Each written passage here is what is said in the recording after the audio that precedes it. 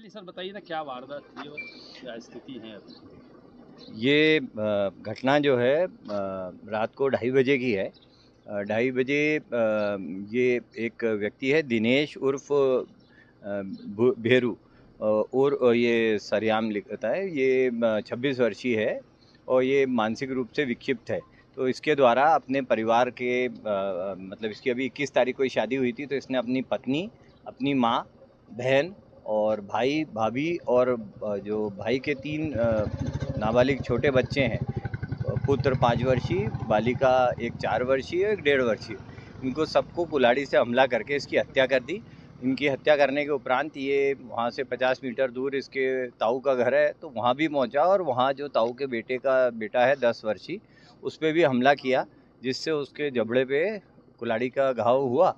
पर वहाँ उसकी जो दादी बच्चे की थी, वो कुछ निस्तार के लिए गई थी, तो उसने इसको आरोपी को देखा और हल्ला किया, जिससे ग्रामीण और लोग सजग हुए।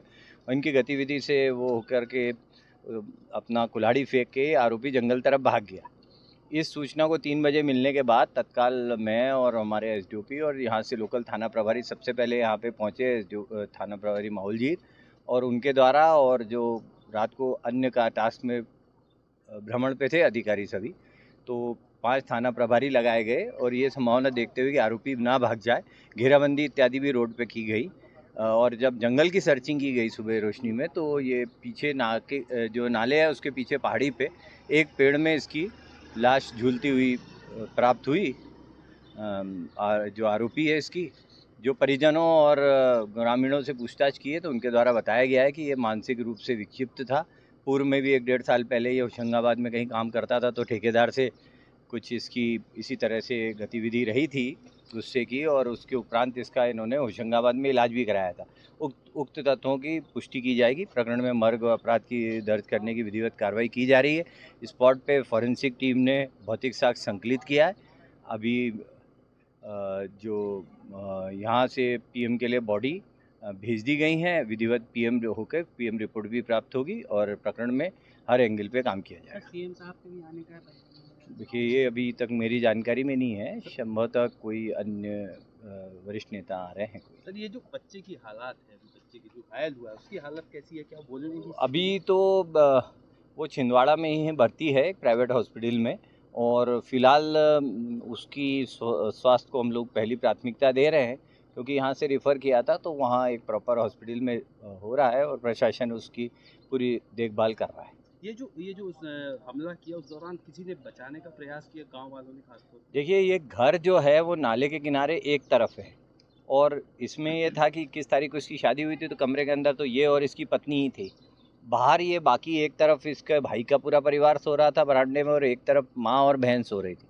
तो इसने अंदर पहले घटना करके बाहर आके फिर भाई के परिवार के साथ संभवित की है, और उसके बाद में माँ और बहन के साथ की है, ऐसा दिखता है प्रथम दृष्टया।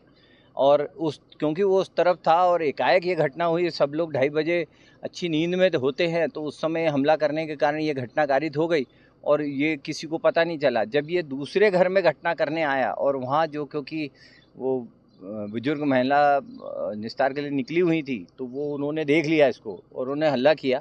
पुलिस ने उनसे भी पूछताछ की है। इसके अतिरिक्त यहाँ के जो जनप्रतिनिधि है और अन्य लोगों से भी बातचीत की है और तथ्य संकलित किए है। प्राथमिक रूप से यही स्थिति स्पष्ट है। ये जो पारिवारिक तौर पे हत्या की है उसने, क्या लगता है कि पुराना पारिवारिक विवाद था या खाली मानसिक विक्षिप्त होना ही इसका कारण? देखिए, अभी तक कोई इनका पुराना विवाद किसी भी, ना साक्षी ने, ना बाकी बच्चे जो ताऊ के घर के परिजन हैं और जो बाकी रिश्तेदार हैं, किसी ने नहीं बताया है, और पड़ोसियों ने भी कोई ऐसा विवाद 21 तारीख के बाद का भी नहीं बताया कि पत्नी से कोई विवाद हुआ। इस तरह की कोई रिपोर्ट न थाने में अभी है, ना पूर्व की अभी तक प्रकाश में आई है। कोई ऐसी शिकायत नहीं आई थी। तो ये निश्चित तौर पे ये पूरा एंगल अभी तक जो है प्रथम दृष्टया मानसिक रोगी होने की तरफ ही जा रहा है, क्योंकि इसका बैकग्राउंड भी गांव वालों ने यही बताया। प्राथमिक तौर पे जो उन्होंने सूचना दी थी, उस समय भी हम लोग लगातार संपर्क में थे, जब तक पुलिस आ रही थी, तब भी ये बात सामने आई थी।